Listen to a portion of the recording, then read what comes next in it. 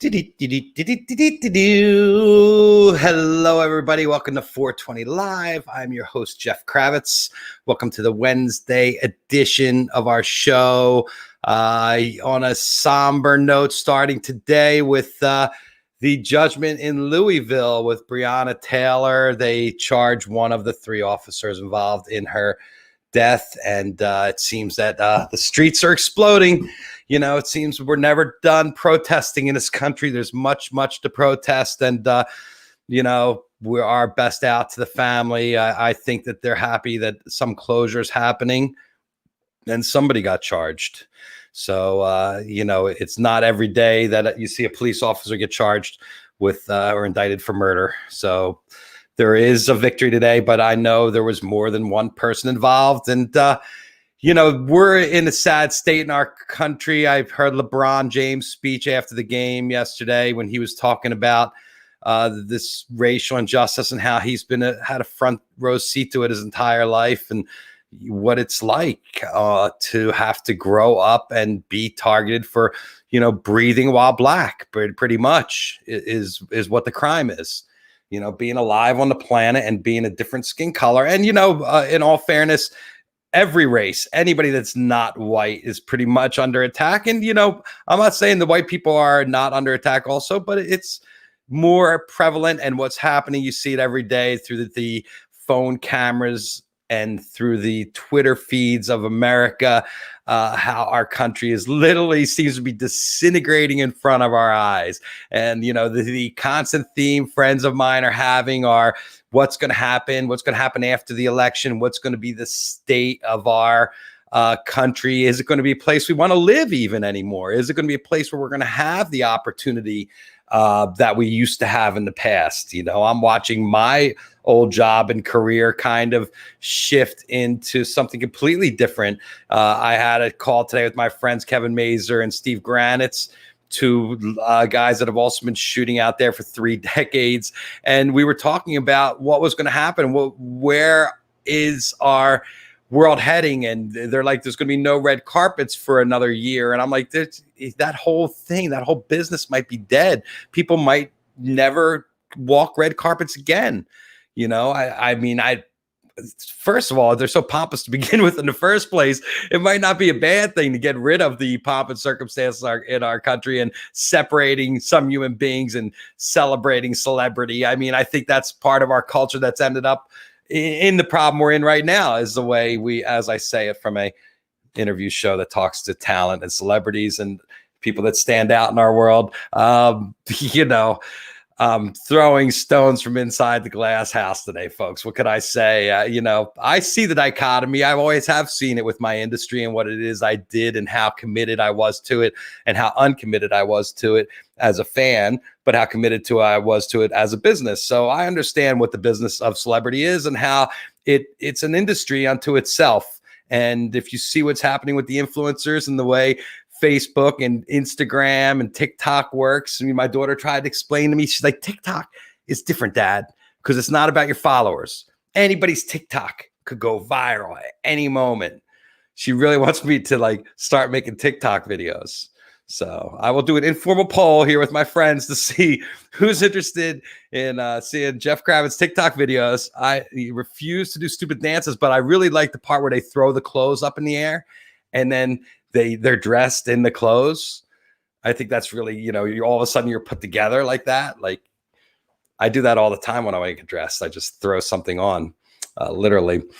Anyway, as you know, not the place you come for the news. So it's always hard to talk about it, but it's even harder to live through what we're going through now. So I can't turn my back on the obvious. Everybody out there knows I'm supporting Joe Biden for president, because that's where I think the sanity lies. I think it's time to bring some of the sanity back to America. I think it's going to be a painful process, but you know, it's time to get on the side of right. I really feel like it's a fight between good and evil like never before. Unbelievable that we're in this place in our own country. And I've never felt the need that I would want to leave the country. But, you know, we're so polarized now. And there's a lot of other places in the world that are getting along just fine with beautiful beaches. I just got to figure out what I could do. Maybe I could make coconut drinks or grow weed. There you go. Something to do. So Anyway, as you know, every day I come to you with somebody out there that has caught my eye, that's turned up on my radar. And Billy Iuso's down there in Nola has been coming every Wednesday, I believe, since pandemic began. If he's doing as much as me, this has to be coming in the show 28 or 29 or 30, something around there. But he's been coming and he's done, I think, 270 unique songs over the course that it's just he has a song list. He sent it to me. I couldn't even pick out the songs I wanted to hear because there were so many great songs in there. Let's welcome our friend Billy Iuso from the Big Easy. Hello, Billy. Hey, how's it going? Good to see you. Good to see you, man. How's it going down there? Everything's going good in my house. That's about all I see. You don't leave, huh? Not too often, man. No, not too much. Yeah. It's, where are you in the city? I'm downtown, like, uptown, close to Tipitina's. I'm in that area. And you just don't go out much at all, huh? You haven't done any outdoor dining or anything like that?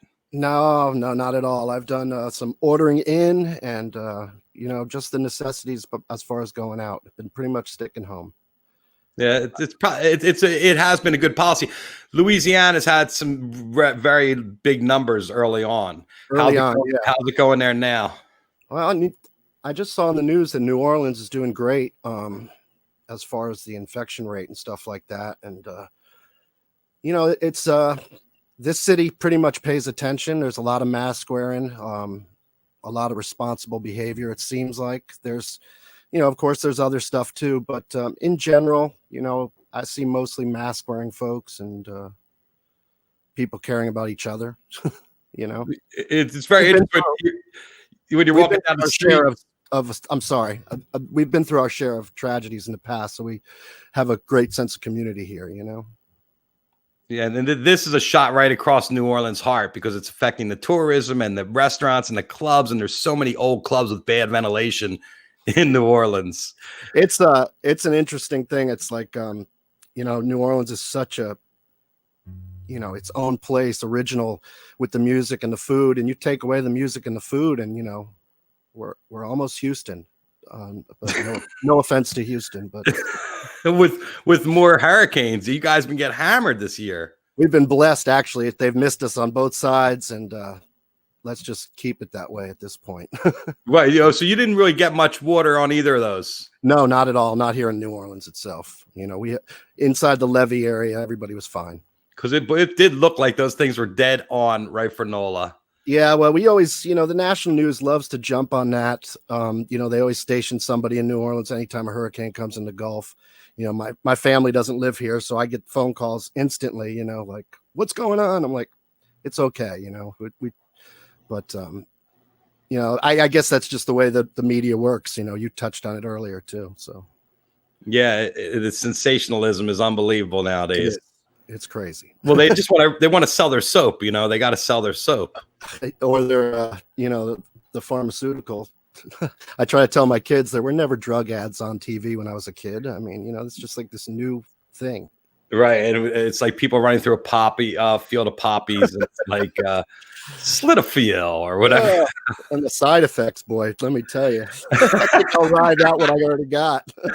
And they squeeze it in at the end so expertly, so fast too. Sure. Causes diarrhea. You're like, oh boy, what the hell?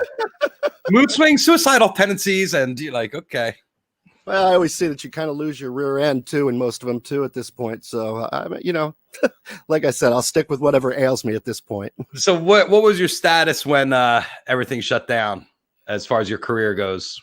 I mean, it's at my level. I'm a kind of middle of the road entertainer here as far as popularity and stuff. So, I feel the real lows and I feel the real highs. I get both. I was just coming out of a low, coming into the Jazz Fest season with a nice little calendar, and pulling myself out of that little financial hole that I usually get in right before Jazz Fest. And of course, that all went away. So, and at that point I just pulled the plug. I'm really, I don't know. I'm kind of a homebody anyway. So, give me an excuse to stay home. I'm cool with it. But at this point I'm ready to get back out and do some playing. It's a life-changing event right now. I'm 52 years old, and it's, I've been playing since I was 18.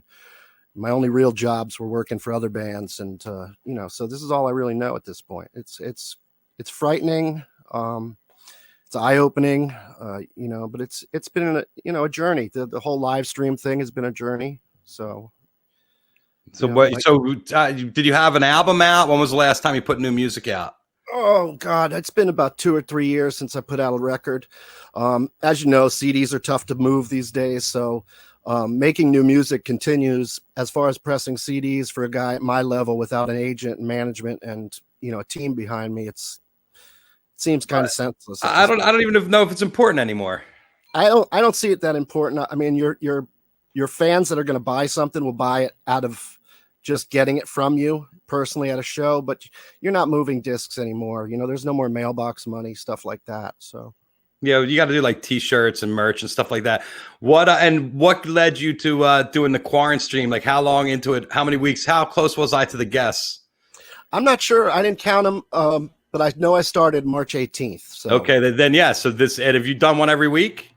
I've done at least one every week. I did a few weeks where I did a couple. Yeah. Right. So you're hitting 20. Yeah. Same thing with me. I started March 16th. So we started the same week. Yep. And congratulations, by the way, on still being able to come every week on the mic, because it's hard every week to find the inspiration sometimes. It is.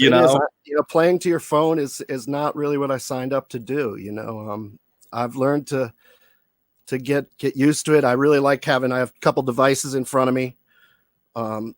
So I can read the comments in real time, or as real as they get, and kind of make an event out of it and joke and laugh and, just kind of make it feel like a social event, that we're all lacking and we all want so much, And what's their format? How long does your show go? And how do you pick your content? Well, I mean, sometimes the red stripes get flowing and I keep playing. And then sometimes, I love to play. Once I get rolling, and you'll see I'm a slow starter. I get like 2 or 3 songs and I'm fudging through them. And then once I get rolling, it's on, and so I just kind of look up and see what time it is. Usually my producer, my wife, will come in and kind of give me the old, all right, I'm ready to go watch some Netflix. She's your hook. Yeah. That's usually how it rolls. But I'm usually doing about an hour to 2 hours, somewhere in between there every time. Excellent. And how do you pick your material? Every week's a little different. Like tonight, which is my night to stream, I don't have anything planned tonight. I'm just going to go and play. And those are kind of my nights. And then I'll start to read the comments and play off that. And I know the personalities of some of my fans who come up all the time. I know what songs they like, so I'll cater to that a little bit. I have a big Deadhead following, even though I have a lot of original music, so I kind of taper into the Dead a lot. And I'll notice if there's a lot of new faces, I got to keep them. I can't just go playing 7 originals, and you got to mix it up. I got to mix it up. So, and that's something I've done well all my career. I'm not the greatest virtuoso player. I'm not the greatest singer, but I do know how to work a room, and I know what people like, and I know how to get the energy right. So I'm just trying to put that in this format. And all right, now I want you to put yourself in your head when you first started this, like me, and you're dealing with a completely new medium and new technology and a new learning curve. Yeah. What was that like to and what were your lessons? When I first started, I would set it up like a gig. Like I would actually do it in my living room, even though I have a studio in my house. I would go in my living room and set up a little amp, and then I would put microphones up like Grateful Dead taper style, and that's how I was doing it, trying to get that live feel. And then I wasn't satisfied with the audio quality of that. And I've run it now. I'm running through, it's basically a gamer program, OBS. It's a, video program. And I'm doing that through my DAW, recording device and a mixing board, and using an iPhone. I've been looking at other cameras, but the iPhone camera for what I'm doing is pretty good. So I'm right there. That's where I'm stuck at this point. But I went through a whole bunch of stuff. I mean, I had to learn how to work this OBS program. It's a beast, right? Yeah, it took me a long time. I got a lot of help. John Grow, the keyboard player here in town, he was a big help. I was on the phone with him like, John, I'm at this hurdle. And he'd be like, I was there last week, So, like I said before, we have a big community here. We bounce our ideas off, and that's kind of how I got rolling with it and just keep it going. And my gimmick really is, like how many songs I can play. And of course I have the help of an iPad and I can, remember songs a lot better, but I use the iPad to only enhance the shows. I've done it with my live shows for years. Like if you expect me to remember the 300 songs I know in my mind all the time, you're not going to hear that. But if back in the day, if you look at my set list, the songs never changed as much. There was a few deviations here and there, but now that I have the iPad, I can really go like, oh yeah, I know this tune, and just quickly throw the lyrics up in front of me and I'm gone. So yeah, because all these songs, especially the Dead songs, are written. Hunter's lyrics are like mousetraps lyrically. Very much so. And even musically, and like the stuff I get into, like Little Feat and stuff like that, it's all based on general 1-4-5 chord changes type things, but then there's always something they threw in there just to be cool or whatever, and and that's kind of the Dead does that too. So there's like I get halfway through a song and I go, oh shit, I don't know what's the next chord, like where am I? But I make it work. Anybody who's watched me knows that that's part of what I do. I mean, I'm kind of come from that world when the band forgot the lyrics, you clapped and laughed, so yeah. What how's your comfort level now? Do you feel like it's putting on an old pair of shoes every time you step up, or are you still nervous? No, I've always gotten nerves, always. It doesn't matter what level I'm on. It's just part of the process, I guess. And the nerves is what keeps us doing it. I think, I mean, it's that little push I need. So I get it in its own way. I mean, my family will tell you I pace 15 minutes before the show. I'm pacing in my living room. Just getting ready. Yeah. And how's the reaction to the fans, their generosity? Because a lot of people are doing what you're doing and asking for virtual tips, and how has that been for you? I mean, amazing at times.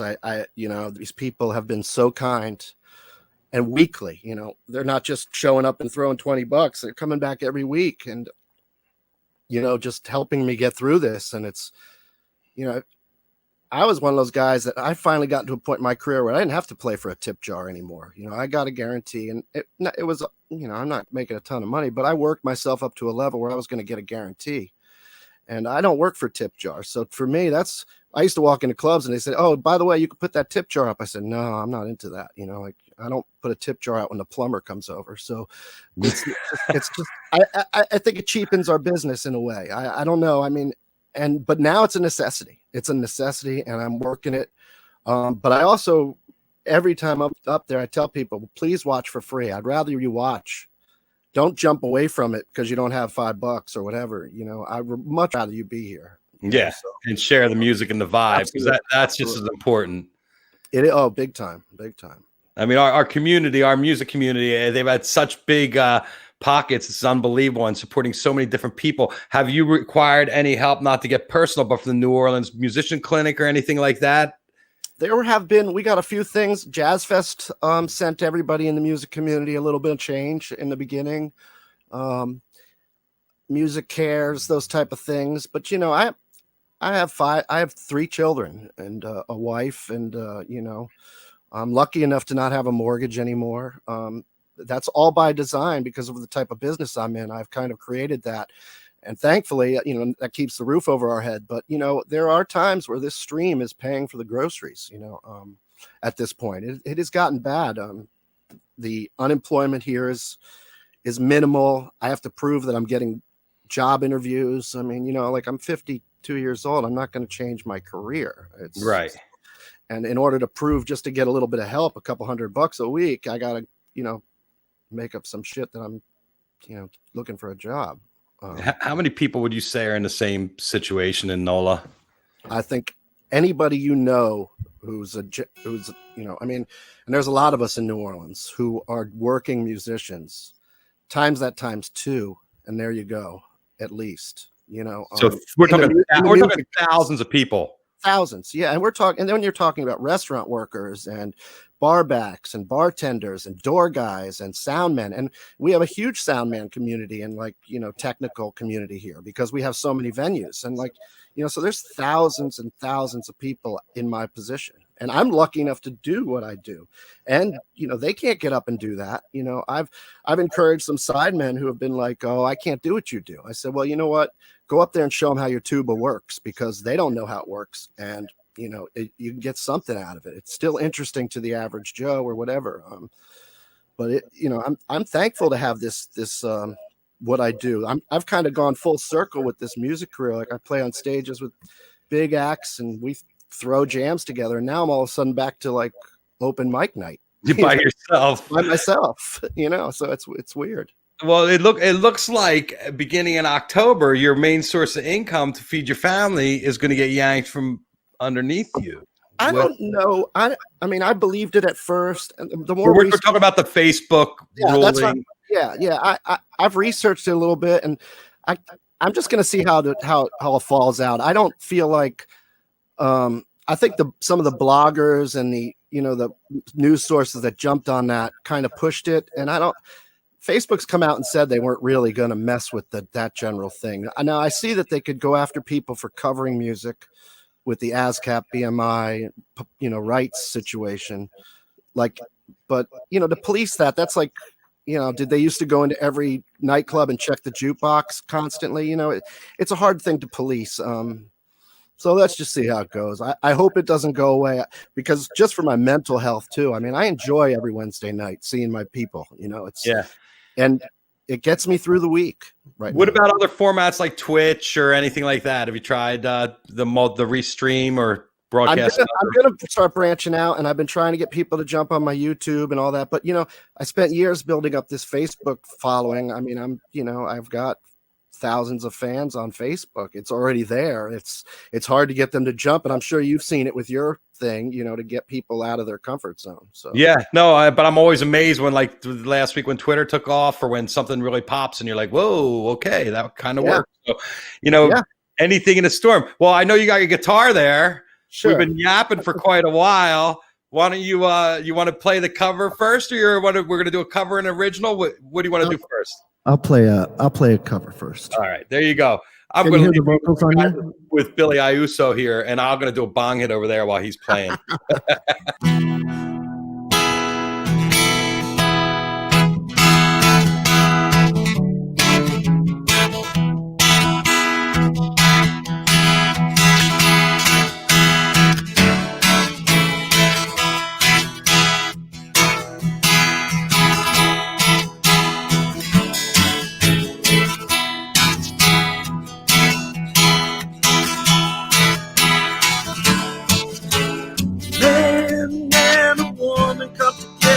Strangers, when they part, they're usually strangers still. It's like a practical joke played on us by our makers. Empty bottles that can't be filled.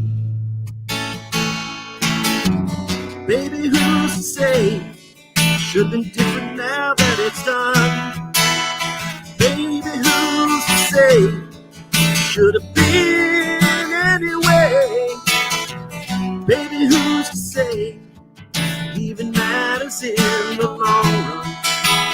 Give it just a minute, it'll blow away.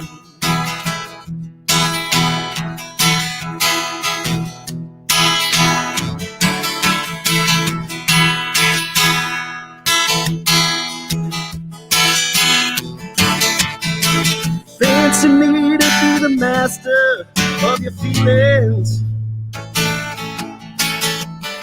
You barely bruise me with your looks to kill. I admit, sometimes I was brutal in my dealings. I never held you against your will. Baby, who's to say?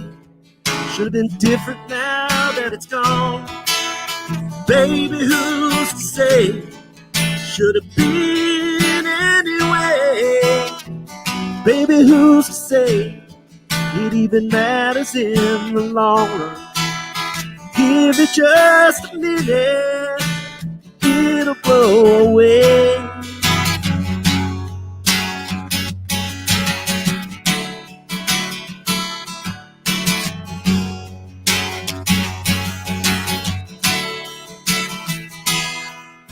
Your case against me is so clearly overstated.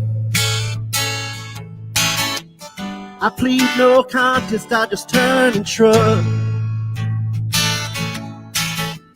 I've come to figure over importance is overestimated. You must mean water when you get down on your knees and beg for blood. Baby, who's to say? Should've been different now that it's done. Baby, who's to say?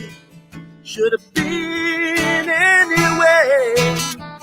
Baby, who's to say it even matters in the world? Give it just a minute, it'll blow away like a feather in the whirlwind. Just as surely as the world will spin, blow away.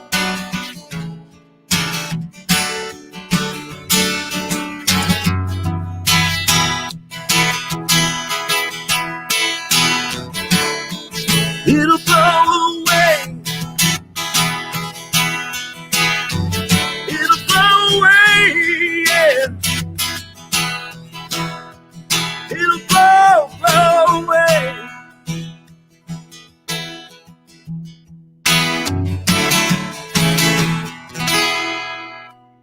Wow. I love that tune. Yeah, you're right. Well, who's your favorite songwriter? Oh God, I have so many favorite songwriters. There's so many great songwriters out there. I mean, just lately, just being more modern. I mean, Jackie Green and Jason Isbell are killing it on the writing level. Yeah, I saw you had a couple Jason Isbell songs on your list there. Yeah, he's great. He's a great songwriter. He just loves to paint a picture in his songs. And you also knows how to turn a line. Yeah, for sure. He's an interesting character. I'm sure he had, the South is a colorful place sometimes, and I see his songs are filled with that, the colorful characters that you meet along the way. Yeah, he's met a lot of them, worked with most of them too. Sure. What's your favorite thing to perform? I guess you like the Dead. I mean, I like to play my own music that's my love. I like the Dead. I've always felt comfortable at home there with the Dead. Jerry's ballads are always, China Doll, Stella Blue, stuff like that. I always thought Brent was a great addition to the band. I loved his stuff. Nobody covers his stuff. That's why I kind of do it. Yeah, very unusual choice. I was in the bathroom and I'm like, what is it? I'm like, oh, it's Blow Away. Yeah, no, it's just that's kind of like the thing I like to do is find something that kind of fits me and so I can be myself. It was something that you can make your own, right? Yeah, that's important to me. Yeah, that's just as important, I think, as anything else is to make a cover song something original. And you got an amazing voice too. Thank you, I appreciate that. What's your influences? Why did you pick up the guitar in the first place? Girls. I mean, anybody tells you anything different, they're lying. I mean, from a guy perspective, I mean, that was it. I played a little sports, but I wasn't very good at it. I wasn't the strongest guy, the most handsome guy. But when I picked up the guitar and a little girl smiled at me, I was like, whoa, this is maybe the road I want to go. And, but I come from a family who, I heard a lot of music growing up. My dad is a huge music fan. And so music's been very important. I'm kind of an only child. I do have a brother and sister, but from different marriages and 10 years apart. So growing up, the radio and my dog, and I've carried that along with me. I still love my dogs and music. So you found your inspiration on your own? I mean, you didn't have a crazy older neighbor that had a guitar collection or anything like that? No. I don't know. I just, my dad did get me my first guitar, but I used to, before I was living with my dad in my mom's house, I was living in Texas at the time. And, I would go in the garage and get some colored garden lights and put them in, and flash them and turn the stereo up real loud and play around like we had guitars, or we'd build a drum set out of tackle boxes and stuff like that. So I wanted to get in those lights and play music. I don't know. That was what I wanted to do as a kid. You know, George Porter told a story just like this about him and Zig playing on pots and pans in the backyard. Yeah, well, when they were kids. I mean, the apple doesn't fall far from the tree. I mean, George is, he's like my New Orleans dad. So, I mean, we're very close. So we've had a lot of parallels and interesting rides together. Well, he's definitely got sucked up into that Grateful Dead community. Like, yeah, it was kind of crazy. I mean, I think I taught him his first Dead song. I mean, he might argue with you, but I stand firm right here and say I think I taught him his first Dead song. But Johnny Ray told me he only thinks that there's one verse in Eyes of the World. That's not true. He learned them all. I know he did now, because through our sitting in together, when he used to call me up, I would sing all those songs. And then eventually he'd be like, well, let me take the next verse. And now when I get up there, he sings the whole damn song. I'm like, well, what am I up here for? I'm not a very good lead guitar player. So what the hell you got me up here for? I mean, my voice is my instrument. So epic. Well, let's hear one of your originals. All right. All right. This was definitely inspired by the whole painting a picture. This was after listening to a lot of Jason Isbell. I said, I got to up my game in writing songs. So this is one I'm proud of. I call it The Chosen One. All right, great. Here you go. Billy Iuso.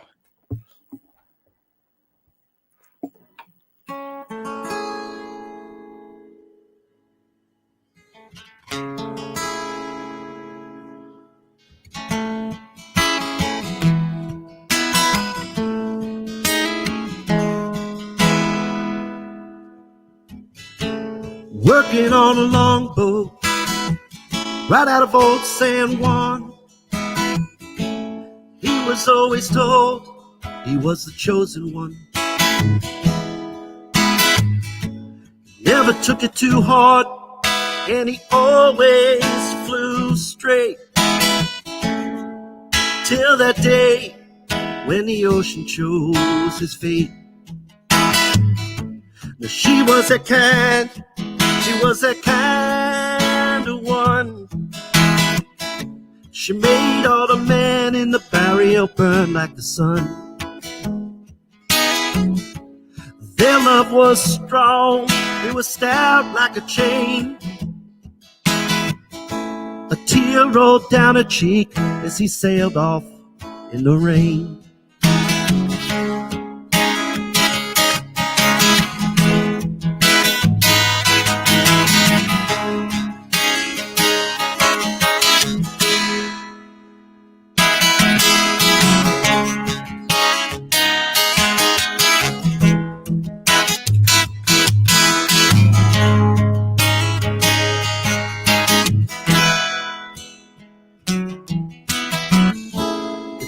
Was hot, but the catch was thin.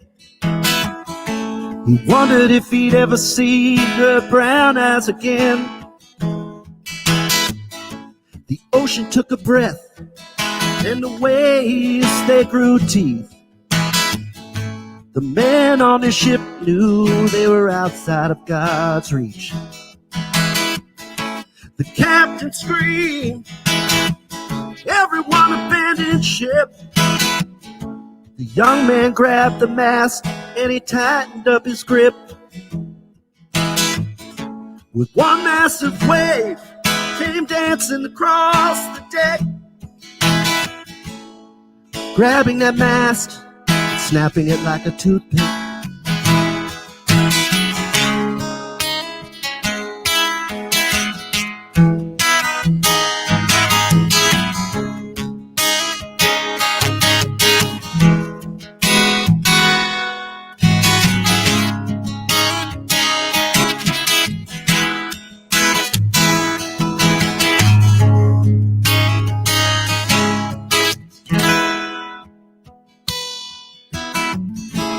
Very next day, when the word made it to shore, the captain and his crew already folklore. Now she sets a plate almost every stormy night. in hopes he'll appear in a rare, rare moonlight. Gaze into her eyes and take her by the hand. Tell her everything gonna be alright again.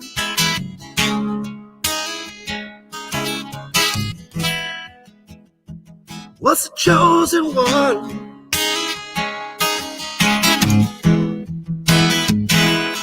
Under the sun, just the chosen one.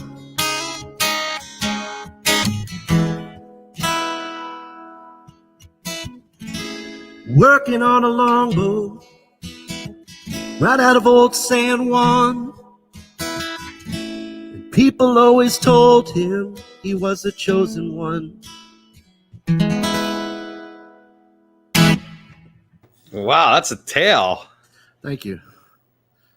Did you have an inspiration for that story? I mean, as far as the story itself? Not really. You know, all good songs have a tragedy and love and, you know, exotic locations and all that. So I was on a cruise. I literally was on a cruise. I was sitting there forcing myself to write songs. I just looked out in the water and started coming up with this one. Well, it's amazing where you find inspiration, isn't it? Yeah, it comes all over the place. And definitely for me at this point, it could be one line that I write that turns into a song. But is it kind of hard to force it? Like you're sitting there like, I got to write a song. And then sometimes you sit there and get nothing. Yeah, it is. I mean, it's kind of a headspace thing. I mean, you know, if you're in a good place and you force it, you can usually get it out. You know, you're thinking like for example, in this pandemic, you know, I'm going to sit here and write. Well, that's not going to work. You know, I mean, it's not that much inspiring at this point, but, you know. Yeah, like where's my toilet paper?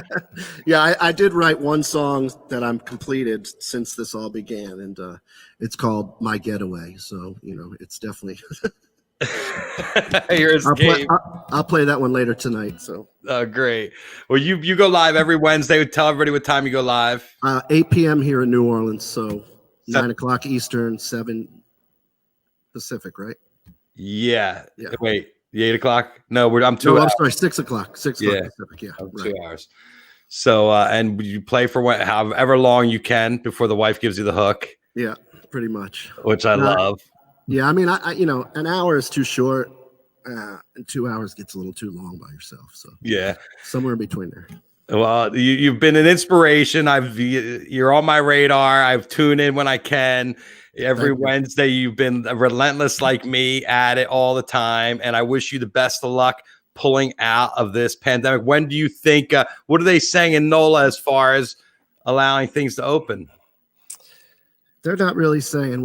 Our mayor is super cautious, and I know some people in the community are a little upset about it, but I mean, I think it's the only way to go right now. Until we really know what we're dealing with, I think it's the safe way to go. Well, she got burned so hard by our government for Mardi Gras. She did, and I don't agree with all of her policies, but I think this is the smartest move for us. You know, I think that it'll be safe at some point, and it's not going to be any fun if we go and blow it out and then we got to close back up again. I mean, no, that's going to suck. Let's just do it right the first time, and let's get back to it. Well, like my kids informed me in 1918, the second wave was the worst, and there were 4 waves. Whoa. So if you look back at history, and people were posting stuff yesterday about people getting shot for not wearing masks in San Francisco by the police. I mean, come on. You know, the one thing that just really bothers me the most is this. I mean, you know, divide and conquer is an ancient war tactic, and it's just going on before our eyes. And we're so busy about masks and what color, red or blue or whatever. I mean, we all piss and shit the same way, man. I mean, we just got but you know what? The thing is, this is the tactic that is working, is sowing the. I agree, but the only way to stop it is if we don't accept it. If we say, well, it's kind of hard because we're a sports-minded You're right. And everybody's picked a team here, like they're rooting for their like where they went to college. Yeah, no, I know. I hear you, and that's the mentality we kind of have to break. We're above that. We should be above that. Well, we would be way above that if they spend more money in education and less in military and police. And we all know that's the problem, is that they want to keep us stupid. They want to keep us uneducated so that they could run over us and fill their pockets with our money. Yeah. I mean, look at New Orleans. I have so many friends I've heard from there about the unemployment. I didn't get my stimulus check. I've heard that from people down there still. Mm-hmm. And I've heard that there's no extra package coming. Meanwhile, they're going to push through the nomination like it's the most important thing on the planet. But you have people starving, and you have people that can't keep their families under a roof, and you're quibbling. I mean, I know it's important, the Supreme Court. I'm not saying it's quibbling, but there's so many other things that should take precedent in front of this. Absolutely. Literally. I mean, it's all about priorities and where we put them. And unfortunately, the people in charge their priorities are in a different place than the person like me and you. I mean, well, yes, because we care about the general good and the general mental well-being of our people, and these guys just want to make everybody crazy. Like, I've never heard shit come off my TV like I've heard it in the past year. It is.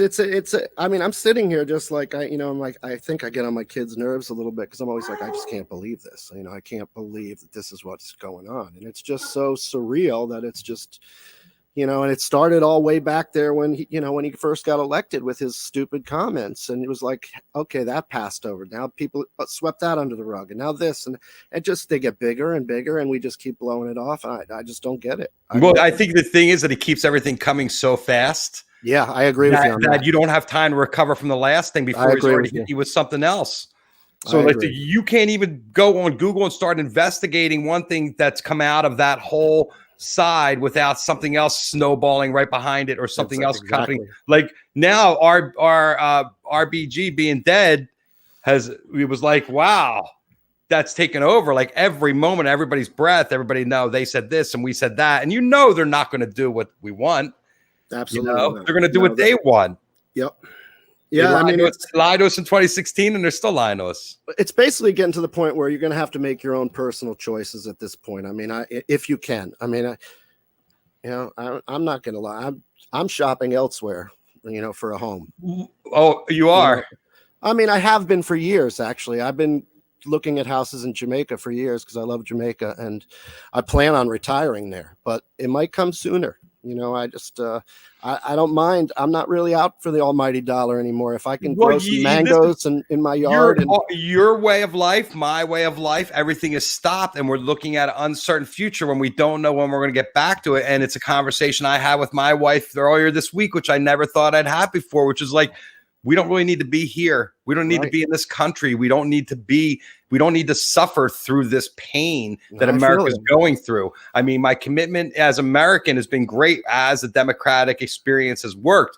But now that it's failing in front of our eyes, and it's so torturous, I never thought we'd go through McCarthyism or anything like that. No, me neither. And I mean, and I'm, at this age, I don't have the energy to go fight that battle anymore. So, and I hate to say that because I'm a musician, I'm a voice to certain people, but I can write the songs about it, but can I actively go out there and change it? I can't do it anymore, man. Like, I did my best and I failed, or did I? I don't know, but so I'm at the point where I have to protect my core, and that might be an option. I mean, it's just a reality.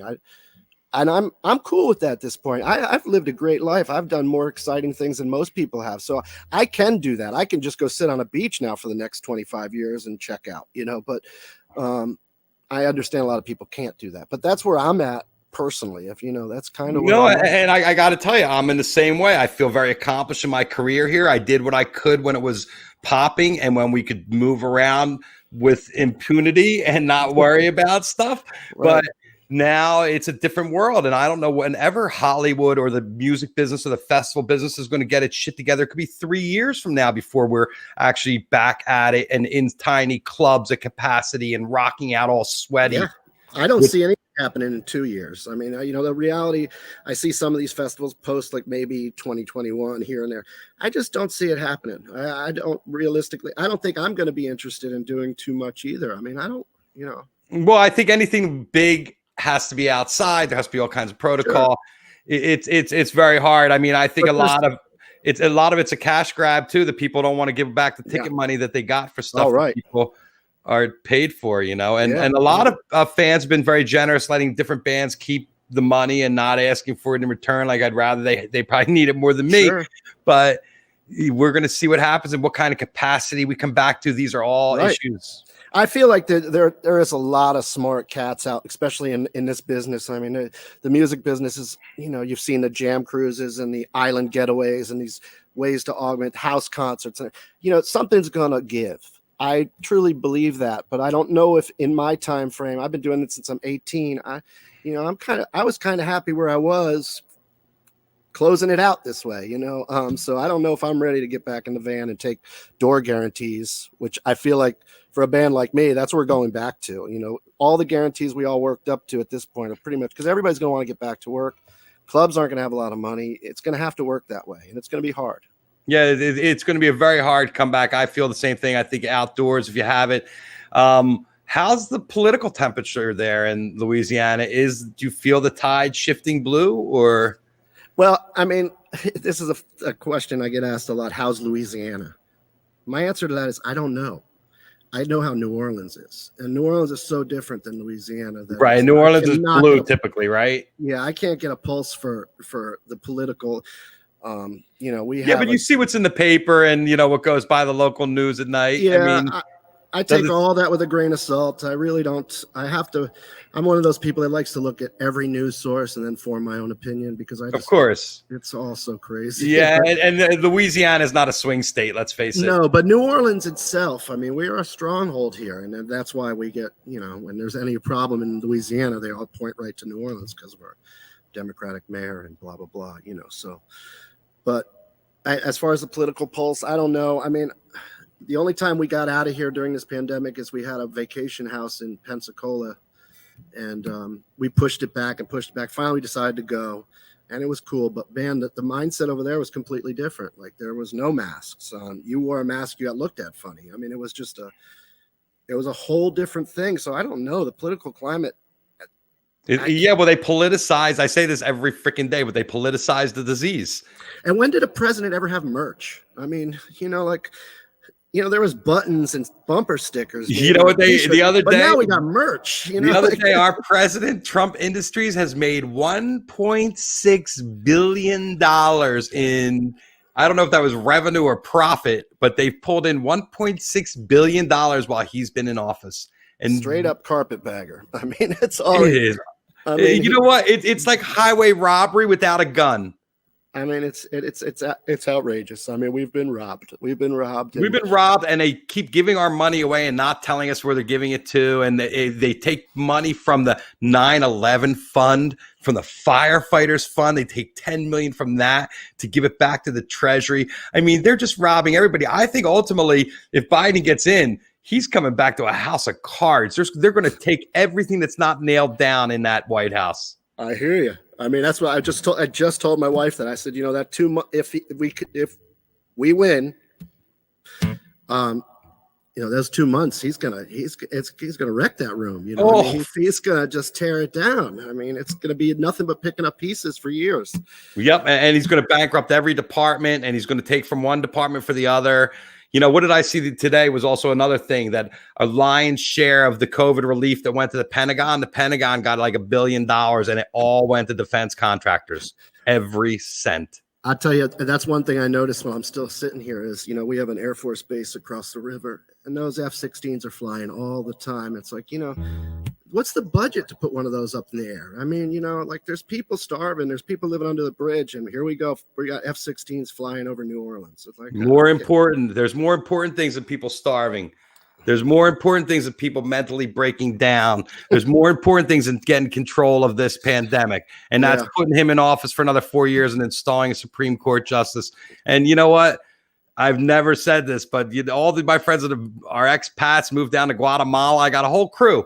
They've moved to Guatemala. They've moved down to Mexico. Everybody's leaving. And I'm like, I could see why, because why have this hanging over your head all the time? And when you could just go and, like you said, sit on the beach and kick it. I mean, the fruit grows on the trees down there. I mean, I don't need much anymore. I'm good. Avocados, mangoes, mango, and herb. I'm fine. That's all I really need. So, I'm totally with you there, Billy.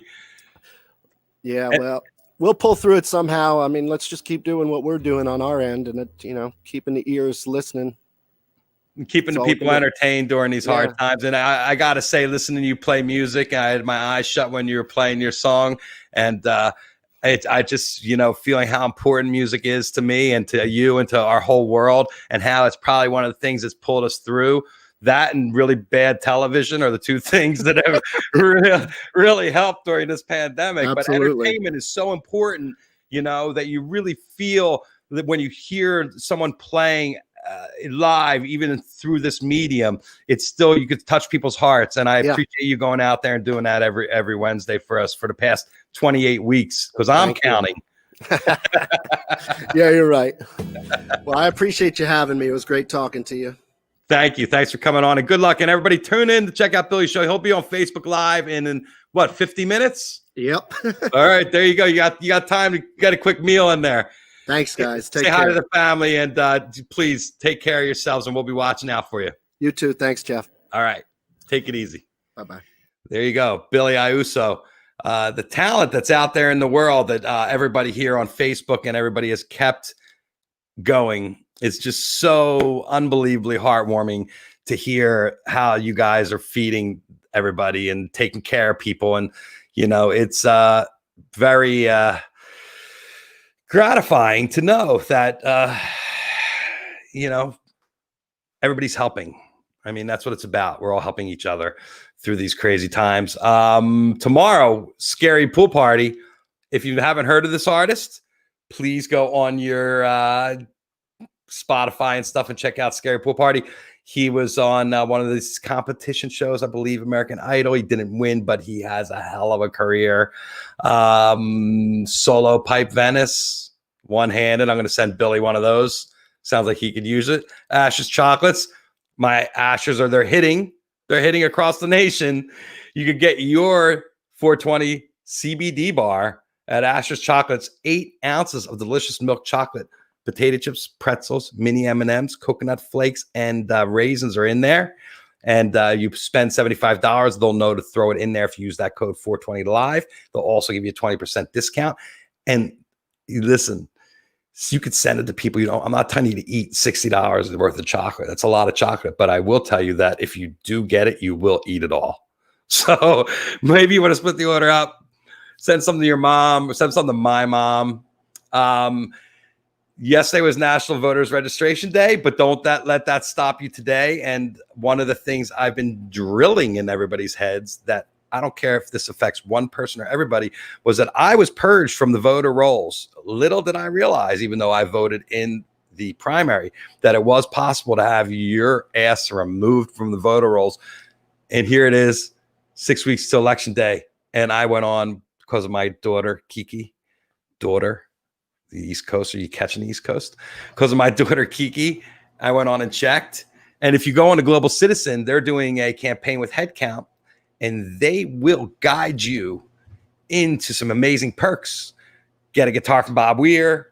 And, on Friday, we're having Andy Bernstein on the show to actually come and tell you about all this himself. And I guess we're going to have a couple people on. I'm actually might bring some, maybe a biscuit. I'll have to talk to Brownie, see if he's got a little time to come on and say hi to us. But voting is very important. We want everybody to make sure they're registered to vote and that you're signed up properly. So go to Headcount. And there's, ballotpedia.com. I checked out the other day for all your down ballot needs in your smaller towns. They go in and tell you in each town what's going on. And also Oliver Wood yesterday. What a great interview. What an amazing guy, talent, unbelievable. What a soulful voice. They're on LiveX Live tonight. You buy the package, you can watch for 2 weeks. It's the first thing the Wood brothers have done since pandemic started. We're going to hear a lot more from the Wood brothers out there. What's this? Gee, there you go. There you go. Dave Kelson figuring it out. You go in there and make sure you are signed up properly. Hello, yo, Facebook user. It comes in random on, if you're watching on Jeff Kravitz photo, I have this on so many different things, but if you're watching on 420 Live fan page or page on Facebook, you have to actually let StreamYard register and let them know who you are in order for me to see who you are. Otherwise, you come up as Facebook user, yo, what's up? I'm from the East Coast, so yo is a typical greeting from us from South Jersey in the Philadelphia area. I was from Atlantic City growing up, the home of Donald J. Trump. Biggest failure in America, besides America itself, was Atlantic City. So we could just talk about the failures all day long. They just multiply. But the most important thing, again, is vote and make sure you register to vote. Check, make sure your address is correct so you go to the right polling place and you get your voter registration by mail. You can do all that on Headcount. So Rick wants to know, how was Margate? Margate was amazing because people, as you know, back in Jersey, they enjoy summer while it's happening. Where you're out here in California and it's just another 75-degree day and you're like, should I go to the beach? I will say I went swimming the other day in the Pacific and it was beautiful. And if it's nice and hot like this tomorrow, I'm probably going to go in for a little dippity do. Tomorrow, scary pool party. Friday, we have our friends from Headcount coming on. Next week, Monday is the high holidays. So we'll be Yom Kippering it with all the Kippers out there. And I told Steve Granitz when I was talking today about the Yahrzeit candle, he goes, Kravitz, what are you talking? How do you know that? And I'm like, Steve, I was raised Jewish just because now I'm in the land of confusion and I believe everything that I've changed my viewpoint, but I still grew up with all this stuff. We still had bagels on Sunday and, I had to go get bar mitzvahed and circumcised, both not, I wasn't in control of either of those things. Actually, I started a little business now during pandemic. Is I'm doing photo shoots at brisses. I will come to your circumcision, and the beautiful part is I just work for tips. And with that note, folks, we will be signing off from 420 Live. Peace, love, and happiness to everybody out there. Here's the hug. Oh, everybody. Have a great Wednesday. We will see you back here tomorrow with Scary Pool Party. He will be playing the Will Turn on Sunday. So this is going to be a little promo show for him. And on Friday, we're going to promo the vote. You're going to get your ass out and everybody's going to vote. Even I read Mike Tyson's voting for the first time ever. Snoop Dogg's voting for the first time ever. I want you to vote. I don't care who else votes. As long as you vote.